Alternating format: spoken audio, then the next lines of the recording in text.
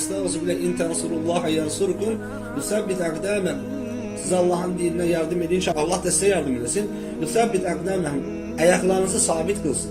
Ayaklarınızı dininde sabit kılsın.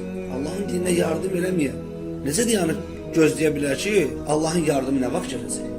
Allah Subhanahu wa Taala peyğəmbərini elə bir qövmün içinə göndərdi ki, əslində tabiri caizsə onlar əsl etibarilə, yəni keçmişləri etibarilə çox pis gündə, çox pis vəziyyətdə olan bir qövm idilər.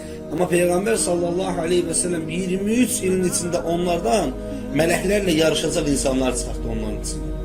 Hansı ki onlar mələklərlə yarışır. Onların qayələri mələklərlə yarışmaq idi. Və onların yardımı nə oldu? Bugün bizim etdiyimiz kimi çıxarlıqlar etməməklə. Allah'ın ayəti çatır, adam deyir ki, gedim evdəkilərlə məsləhətləşim. Adama deyirsən ki, zərurətin yoxdursa əgər, saqqal saxlamalısan, deyir gedim zövciyə deyim, gedim saqqalım onu narahat eləməyəcək. Adama deyirsən ki, falan əmri etməlisən, deyir mən bunu bir yığışım qardaşlarla danışım. Paç vəhiydən danışırsan, paç vəhinin icrasından danışırsan, tamamən get qardaş elə.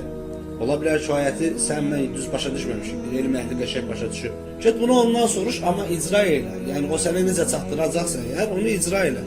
Sahabə görünüş etibarı ilə və yaşayış etibarı ilə elə bir nəsil idi, elə bir keyfiyyətli insanlar idi. Bu ayətlərin dalbadal gəldiyi zaman ki, onların başa düşmədikləri zamanlarda Allah Rasulunun yanına tez-tez qaçmalarından gördüm.